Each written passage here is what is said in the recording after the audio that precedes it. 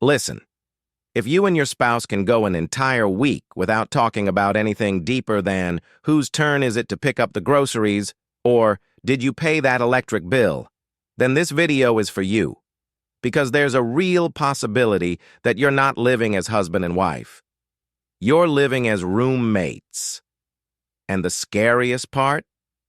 Most couples don't even realize it's happening until they're 5, 10, sometimes 15 years in. I'm going to tell you about a couple I worked with. Let's call them John and Sarah. They'd been married for 8 years. They had 2 kids, a mortgage, and on the surface they looked fine. They weren't fighting. They weren't yelling at each other. They coordinated schedules, split the responsibilities, made sure the household ran smoothly. But when Sarah came to me, she had tears in her eyes. She said, "We're not happy. We're not even unhappy. We're just nothing. We live in the same house. We sleep in the same bed. But I feel completely alone." That's roommate syndrome. And here's the thing that shocked me. When I talked to John, he felt the exact same way. He'd been feeling alone too. He just didn't have the words for it. This is more common than you think. And the even better news? It's fixable. In the next hour, we're going to walk through 7 things that will help you understand exactly what roommate syndrome is, why it happens, and most importantly, how to break free from it. We're going to use God's design for marriage as our foundation. We're going to use psychology that actually works. And I'm going to explain everything in language so simple that even if you've never heard the term secure attachment style or emotional intimacy, you'll still understand exactly what I'm talking about. So if you're feeling disconnected from your spouse, if you're wondering whether you've become roommates without even realizing it, or if you know you have and you want desperately to change it, stay with me. By the end of this video, you're going to have a real roadmap for rebuilding what's been lost. Let's get started. First point. What roommate syndrome really is, okay. So let's define what we're actually talking about here. Roommate syndrome is when 2 people live in the same house, share a bed, maybe have kids together, and they manage their household as a team. But they've lost the special feeling that makes this person different from every other person in their life. Think about it this way. You have a roommate in college, right? You share an apartment, you split rent, you figure out whose turn it is to buy groceries, you're polite to each other. You might even get along fine, but they're just your roommate. Now imagine that person is your spouse. You're living that way. You're functional. You're not mean. But there's no spark. There's no excitement. There's no, "I can't wait to see you" feeling. You're just managing life with someone. That's roommate syndrome. And here's what confuses people. You can be roommates and be completely fine on the surface. You're not screaming at each other. You're not having dramatic fights. You might say please and thank you. You might even be polite.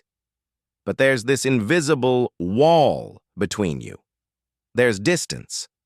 And that distance is the problem. Now, the Bible has something very different to say about what marriage should be.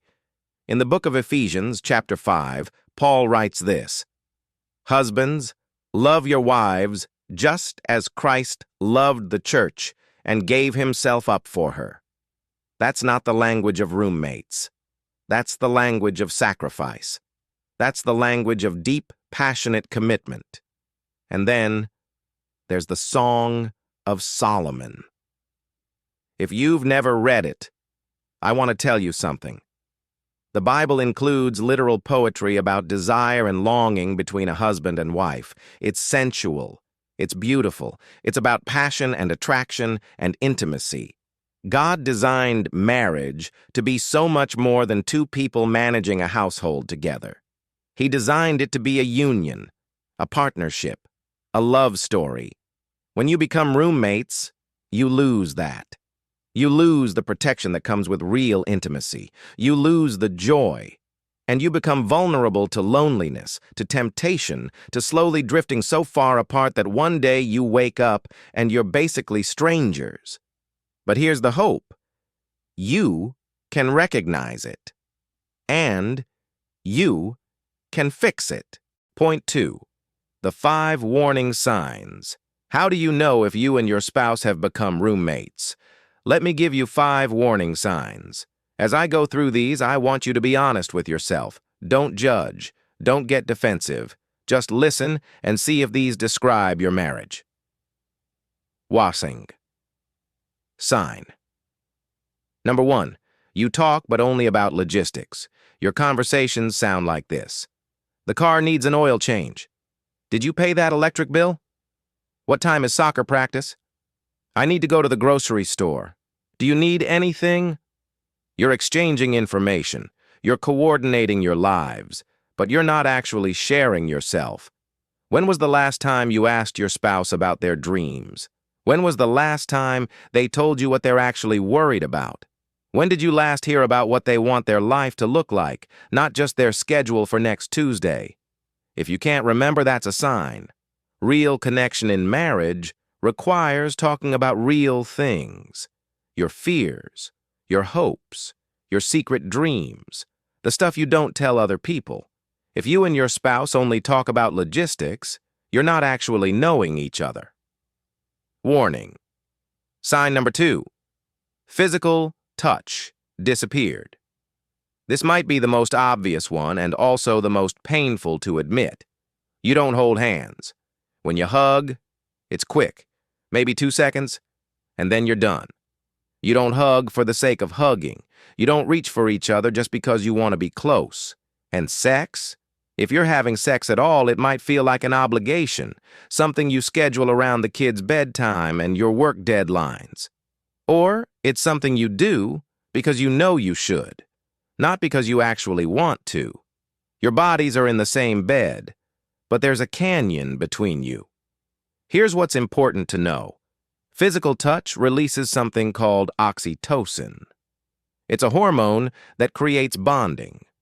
When you stop touching your spouse, you're literally breaking the biological connection that helps you feel close to them. If you realized you can't remember the last time you held your spouse's hand, that's a red flag. Warning. Sign number 3. You have separate lives that happen to share an address. You have your hobby, your friends, your schedule. Your spouse has theirs. You coordinate around each other. You figure out who's picking up the kids from practice. But you're not actually building a life together anymore. You're just 2 people coexisting in the same space. Real marriages are partnerships. You're supposed to be building something together. You're supposed to have moments where you're on the same team, working toward the same goal, feeling like you're in this together. If you can't remember the last time you did something together that wasn't logistical, that's a sign you're becoming roommates. Warning. Sign number 4. You don't know what's actually going on in their inner world. Here's a hard question. What's your spouse's biggest worry right now? Can you answer that? Not their schedule, not their to-do list, but what's actually keeping them up at night? What are they dreaming about for the future? When was the last time you saw them genuinely excited about something? When was the last time you made them laugh? Really laugh, not the polite kind. If you couldn't answer these questions, that's because you've become roommates. You know their schedule, you know their habits, but you don't actually know them anymore. You're strangers who happen to have a shared history. Warning. Sign number 5. You fantasize about being alone, more than being with them. This is the quiet one that nobody admits, but I'm going to say it anyway. If you find yourself thinking about time away from your spouse as your favorite time, if being with them feels like a chore instead of a gift, that's a red flag. When you're roommates, you're not irritated by each other. You're just indifferent. And that indifference makes you want space. It makes being together feel like an obligation instead of something you choose. If you're actually looking forward to your spouse leaving for work, or counting down the hours until they go to bed so you can be alone. That's a sign. Now, here's what I want you to know. If you recognized yourself in one or two of these signs, it's time to pay attention. If you recognized yourself in all five, or even three or four, your marriage is calling out for help. Not because your marriage is broken, but because it's asleep. And the good news is that sleep isn't permanent. You can wake up. Point 3. How good couples become roommates. So how does this happen? How do two people who love each other turn into roommates without even realizing it? The answer is very slowly, one decision at a time, one skipped conversation at a time, one missed opportunity for connection. Roommate syndrome doesn't happen overnight. It's not like someone wakes up and decides, let's stop connecting. It sneaks up on you. How it happens. The first way. Life gets busy. You have kids. You have a career. You have bills. You have house repairs that need to happen yesterday. Your brain goes into survival mode. You're running on fumes. Your spouse becomes a team member helping you survive, not a person you're choosing to love every day. You get so focused on managing the household and the schedule and the chaos that you forget to manage the marriage. And here's the thing. This is not your fault. Modern life is designed to pull couples apart. The world around you is saying, work harder, make more money, keep the kids busy, manage the household, be productive. Nobody's saying, take time to know your spouse, invest in your marriage, protect your connection. So, you do what makes sense in the moment. You prioritize what seems urgent, and your marriage becomes the thing you'll deal with later. And later never comes. How it happens. The second way. You stopped investing in the relationship. When you first got together, what did you do? You invested time. You had long conversations. You went on dates. You were physically affectionate. You were consistently choosing each other. But once you got married, once it became official, something shifted. You thought, okay, I got them. Now I can coast. You wouldn't treat a friendship that way. If you stopped investing in a friendship, you'd lose the friend. But somehow we think marriage is different. We think that once you're married, the relationship runs on autopilot. It doesn't. Marriage is like a garden. You can't plant seeds and then never water them and expect flowers to grow. You have to tend it. You have to invest in it. And when you stop investing, it dies. Or in this case, it becomes a roommate situation, technically still there, but no longer alive. How it happens. The third way. You hurt each other and never really fixed it. Maybe your spouse said something that cut deep, or did something you didn't forgive. So you retreated. You got polite, but distant. You put up a wall. And instead of actually resolving it, instead of having a real conversation about how it hurt you and why, you just lived with the distance. You learned to coexist with the hurt. Now there's a wall between you. And you've both gotten so used to it that you don't even notice it anymore. You just know that it's safer to stay on your side of the wall. How it happens. The fourth way. You stopped being vulnerable. Real intimacy requires vulnerability. It requires saying, this is what I'm actually afraid of. This is what I actually want. This is what I need from you. But vulnerability is risky. What if your spouse judges you? What if they think less of you? What if they use it against you? So at some point you armored up. You stopped being vulnerable. You became fine. You kept your real self hidden. You showed your spouse the version of you that's functional, but not the version that's scared or struggling or wanting. And when both people do that, you end up with two people who aren't actually known by each other. You're living with a version of your spouse, not the real them. And fine is the death of closeness. You can't be intimate with someone you're protecting yourself from. What the Bible says about drifting. The Apostle Peter tells husbands to live with their wives in an understanding way. That means you have to actually know your wife. You have to pay attention. You have to understand what makes her tick, what she's afraid of, what she needs. And here's the hard part. Most couples fall asleep. They stop paying attention.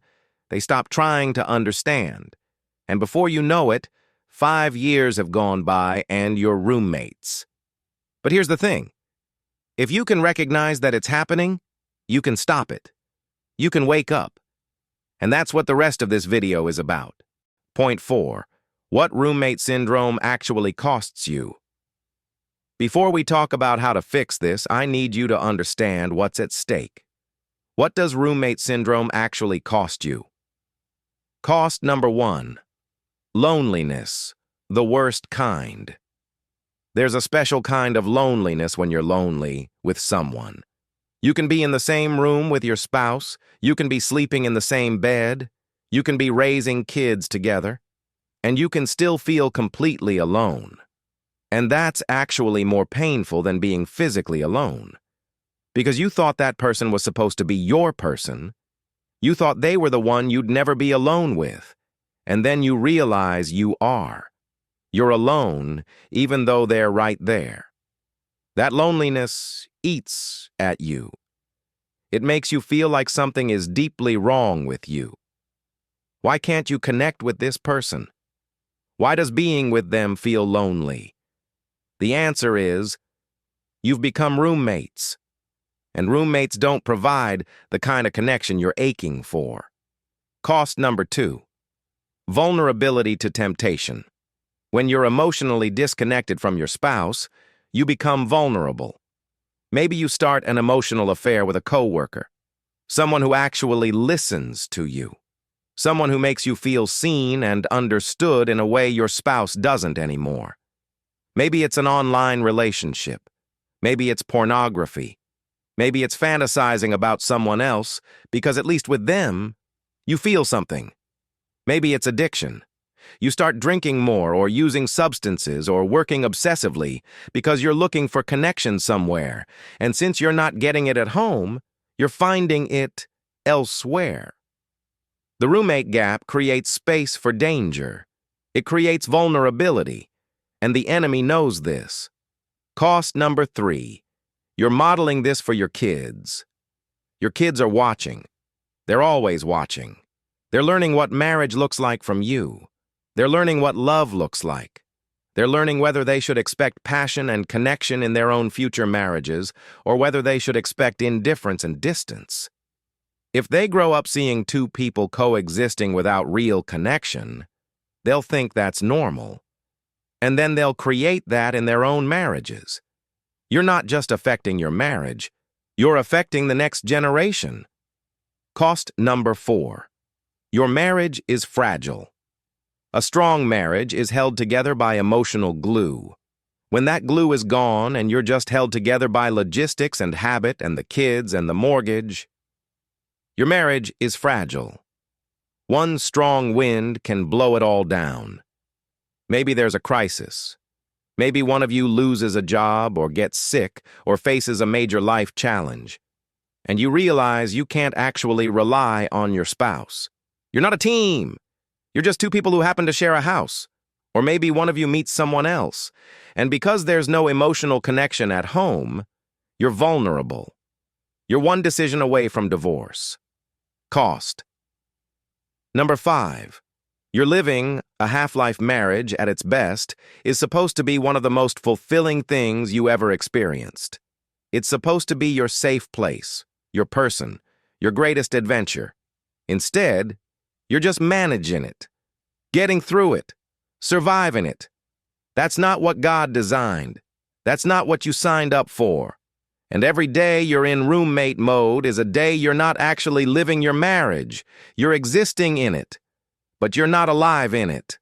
Point 5. God's design for marriage. Okay, so now that we understand what we've lost, let's talk about what we're supposed to have. Before we can fix something, we need to understand what it's supposed to be. So let's go back to what God actually designed marriage to be. What God says marriage is first. A covenant, not a contract. A contract says, I'll do this if you do that. It's conditional. It's transactional. If you stop holding up your end of the deal, the contract is broken. A covenant is different. A covenant says, I'm committed to you, period. Not because you're perfect, not because you always meet my needs, not because you never hurt me, but because I've chosen you, and that choice is not dependent on your performance. In the Bible, marriage is described as a covenant, not a contract. That means it's not conditional. It's not based on whether your spouse is currently meeting your emotional needs perfectly or whether they're doing their share of the housework. A covenant is a promise, and a promise is something you keep even when it gets hard. Now, here's the thing about roommates. A roommate relationship is basically a contract. I'll pay my share of rent if you pay yours. I'll be polite if you're polite. If this stops working for me, I'll move out. But marriage is supposed to be so much deeper. It's supposed to be a covenant. Second, a friendship plus passion. The best marriages have both. They have deep friendship. You actually enjoy this person. You like spending time with them. You think they're funny. You want to know what they think about things. And they also have romantic passion. You're attracted to them, you desire them, you choose them repeatedly. Not just on your wedding day, but every day. Not one or the other. Both. If you have friendship but no passion, you're basically roommates. You like each other, but there's no spark. If you have passion but no friendship, it's all surface. It burns hot and then it burns out. But if you have both, that's a marriage that lasts. That's what you're supposed to have. Third, a safe place to be fully known marriage is supposed to be the place where you can be completely yourself. Your weird self, your insecure self, your scared self, your broken self, your struggling self, and you're still loved. Not judged, not fixed, just loved. That's what intimacy is. It's not just physical. It's being known and accepted anyway. When you're roommates, you can't be fully known. You have to maintain the mask. You have to be fine. Because if you're not fine, that's a problem to be managed, not a human to be loved. But in a real marriage, you can put down the mask. You can be fully yourself, and you can be loved anyway. Fourth, a physical union. God created sex. He created desire. He created the human body. And he said it was good. I know that might shock some of you, but it's true. God is not embarrassed about sex. He's not prudish about it. He actually prescribed it for married couples. The Song of Solomon is literally erotic poetry in the Bible. It's about a man and woman who desire each other. It's sensual. It's beautiful. This is in the Bible. Your body is meant to communicate love to your spouse in a way that words can't. Physical intimacy is sacred. It's not something to be ashamed of or minimized. When you're roommates, sex becomes obligatory or infrequent or disappears entirely, but God designed it to be a central part of your marriage. Not the only thing, but a really important thing. Fifth, a partnership in purpose. You're not just supposed to manage life together. You're supposed to build something together. You're supposed to have a shared mission. Maybe that's raising kids and teaching them to know God. Maybe it's serving your community. Maybe it's creating a home that reflects God's love. Maybe it's some other purpose you share, but you're supposed to be building something bigger than just the logistics of daily life. You're supposed to be partners in something meaningful. When you're roommates, you're just managing. You're not building. You're not creating. You're not on a mission together. The verse that changes everything. Here's the verse from Genesis that I think captures all of this. Therefore a man shall leave his father and mother and hold fast to his wife, and they shall become one flesh. And the man and his wife were both naked and were not ashamed. Think about that for a second. Naked, vulnerable, completely seen, not ashamed. That's what marriage is supposed to feel like. Vulnerable. Seen. Loved anyway. When you're roommates, you're the opposite of that. You're clothed. You're protected. You're not fully seen, because if you were, maybe you'd be judged. But God says that in a marriage, you should be able to be completely naked. Physically and emotionally. And not be ashamed. That's the goal. That's what we're working toward. Point 6. The 4-step reconnection framework. Okay, so now we get to the part where I actually tell you how to fix this. If you're living as roommates, these are the 4 steps to break that pattern and rebuild real connection. And I want to be clear about something. These steps aren't quick. They're not complicated, but they do require time and intentionality and vulnerability. If you're looking for a quick fix, this isn't it. But if you're willing to actually invest in rebuilding your marriage, these steps work. Step 1. Recommit, the conscious decision. Here's the truth. You can't fix something you don't think is broken, so the first step is admitting out loud, we've become roommates, and I don't want this anymore. Now, this isn't about blaming your spouse. It's not about saying you did this to us. It's about both of you naming the truth together. You have to have a real conversation where you both say, I've noticed that we've drifted. We become more like roommates than spouses. We don't touch. We don't talk about real things. We don't feel connected. And I hate it. And I don't want to live like this anymore. And then you have to decide together. We're going to rebuild this. Not because it'll be easy. Not because it'll happen overnight, but because this person matters to me, because I promised to love them, because God designed our marriage to be more than this. This conversation might take 1 or 2 hours. You might cry. You might feel scared. You might realize how much you miss each other. That's all okay. That's all part of the process. The key is that you both have to make the decision.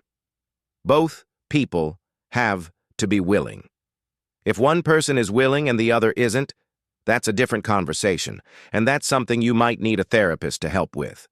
But if both people are willing, and most of the time they are, then you can do this. Step 2. Reconnect emotionally. Start talking again. You have to rebuild the habit of real conversation, not logistics, not whose turn is it to pay the bills? Real stuff. Here's what I want you to do.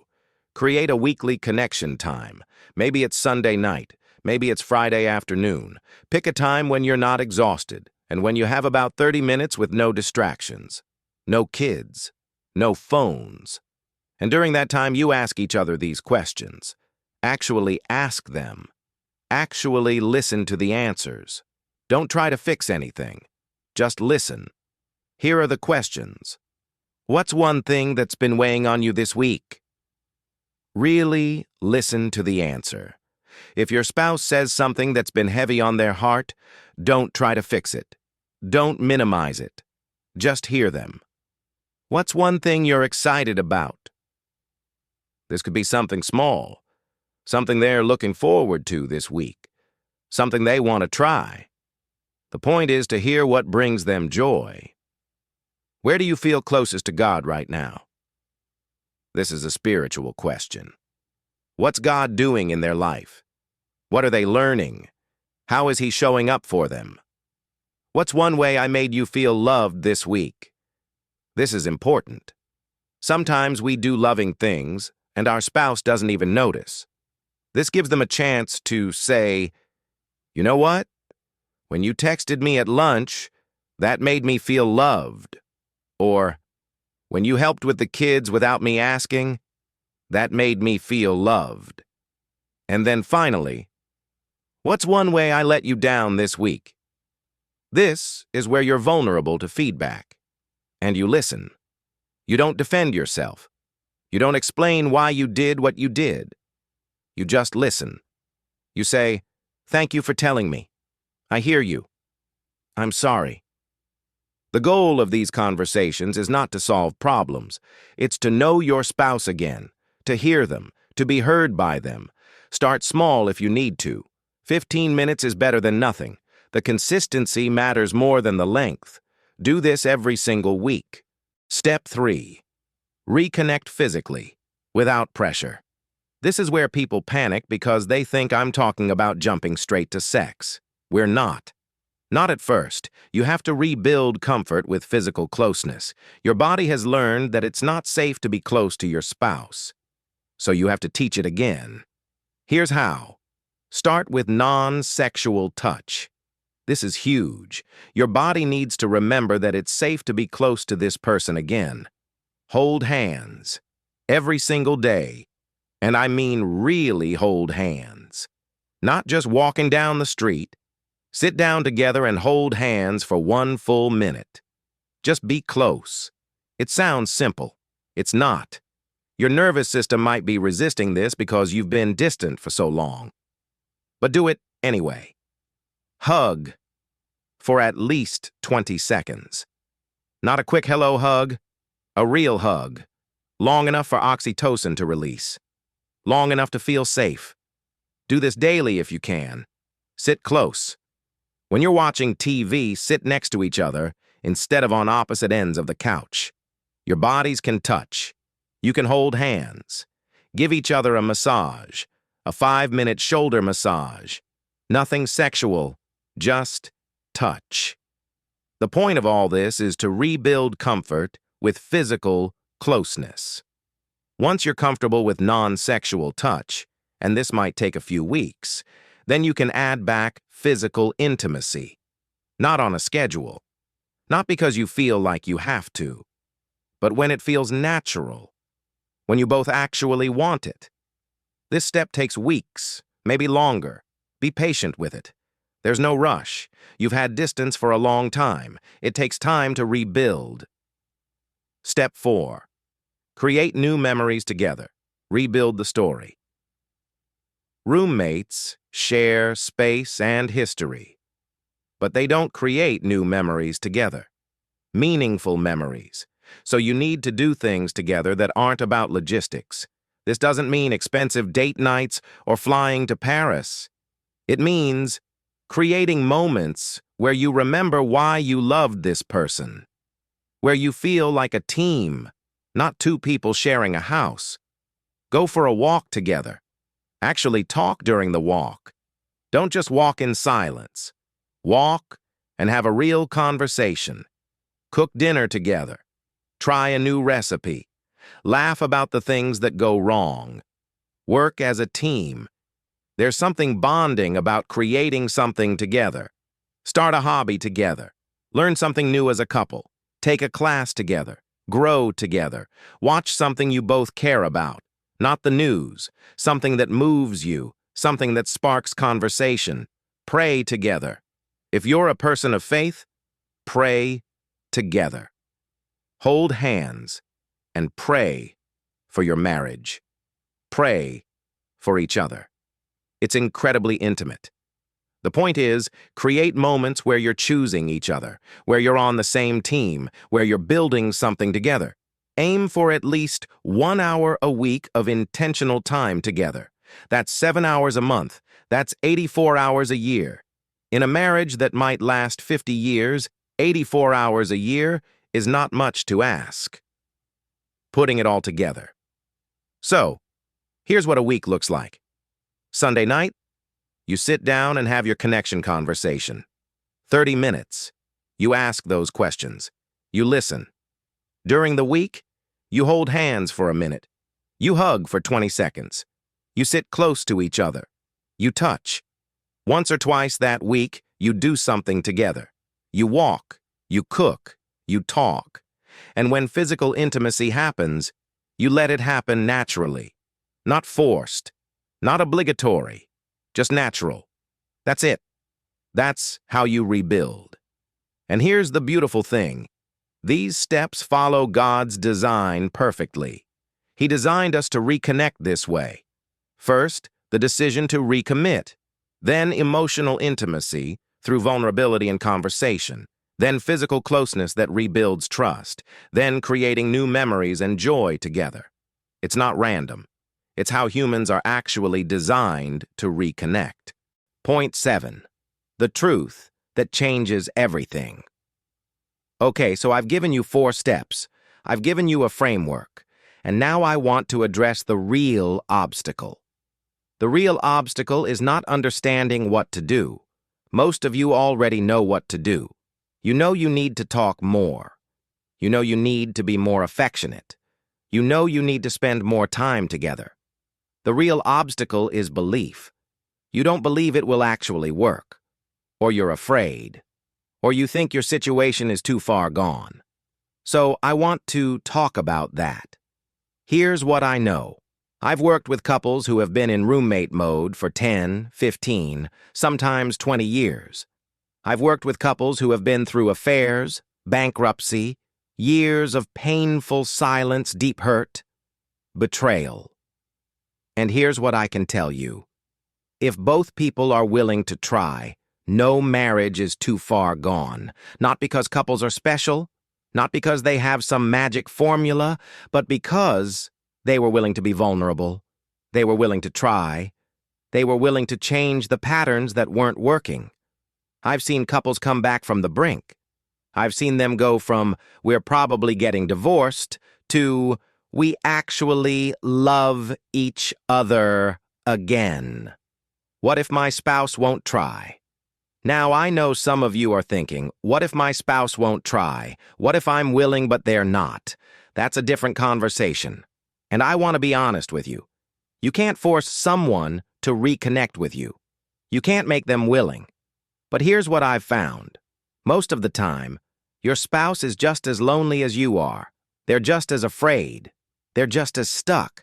They're just waiting for someone to make the first move. So what you might do is just start. You start holding their hand. You start being vulnerable. You start asking the questions. You start creating the space for reconnection. And sometimes, when they feel you trying, when they feel you opening the door, they'll walk through it. Sometimes they won't. And if they won't, then you might need professional help. A marriage counselor. Someone trained in helping couples reconnect. But don't assume they won't try until you've asked. Don't assume they don't want this until you've had the conversation. Most people do want it. They're just scared. The truth about change. Here's something the Bible tells us that I think is incredibly powerful. In 2 Corinthians, Paul writes, if anyone is in Christ, they are a new creation. You're not stuck. You're not defined by your past patterns. You're not trapped in roommate mode forever. You can actually change. You can actually rebuild. And then he says, be transformed by the renewing of your mind. Reconnection starts in your mind. It starts in the choice to believe that your marriage can be more than roommates. It starts with the decision to see your spouse differently, not as the person who's let you down or disappointed you, but as the person you chose, the person you promised to love. And then Paul says this, let all bitterness and rage and anger and brawling and every form of malice be put away. Be kind and compassionate to one another, forgiving each other just as Christ forgave you. That's the tone. Gentle. Patient, forgiving, not perfect, just willing. The permission you need. You don't need permission from me or anyone else, but I'm going to give it anyway. You're allowed to want passion in your marriage. You're allowed to want to feel alive with your spouse. You're allowed to want more than fine. You're allowed to want romance and connection and intimacy. That's not selfish. That's human. That's God-designed. And if you've messed up, if you've been checked out, if you've hurt your spouse or let the distance grow, you can start today. Not when everything is perfect. Not when you've figured out how to be better. Now. With the person you're with. Imperfectly, messily, but truly. Your marriage doesn't have to be a roommate situation. It can be a love story again. And it starts with you. So, Here's what I want you to do before you close this video or move on to anything else. I want you to have a real conversation with your spouse, not about fixing things yet. Just honest. Find a time when you can sit down without the kids around, without distractions. And I want you to say something like this. I've been thinking about our marriage, and I've realized that we've become kind of distant. We don't really talk about real things anymore. We don't touch like we used to. And I miss you. I miss us. I don't want us to be roommates. I want to actually know you again. I want to feel close to you again.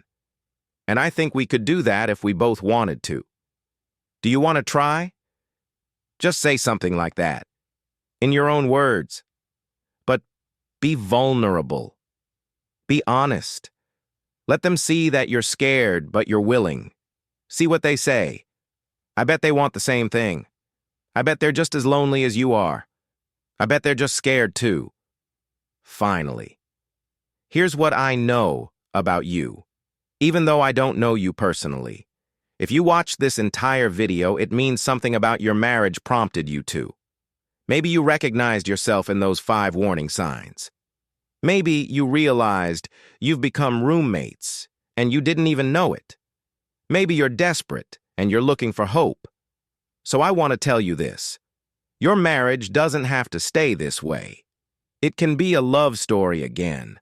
Not a perfect story. Not a story without pain or conflict, but a real story.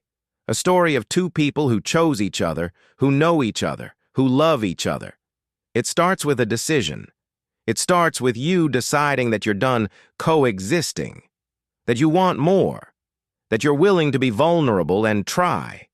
And then it starts with one conversation, one moment of courage. If you got value from this video, please subscribe. Comment below.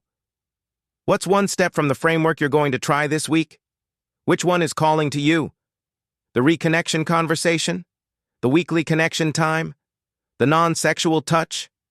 Let me know. I read every comment, and I'm genuinely rooting for your marriage. And if you're at a place where you need professional help, if you and your spouse are really stuck, or if this video brought up pain you didn't know how to process, please reach out to a marriage counselor or therapist. There's no shame in that. That's wisdom. That's you saying, we matter enough to get help. Your marriage is worth fighting for. Your spouse is worth knowing again. And you deserve a marriage that feels alive. So go. Start today. Have that conversation. Hold that hand. Ask those questions. Rebuild. Your marriage is not over. It's just sleeping. And it's time to wake it up. If you found this video beneficial, I have one big request to make. Will you please subscribe to the channel to help the algorithm spread the message and to ensure that you never miss another video? Also, comment the word push below if you think your marriage needs a push and you're ready to take it to the next level. Share the video with someone you know could benefit, and I'll see you in the next video. Be blessed.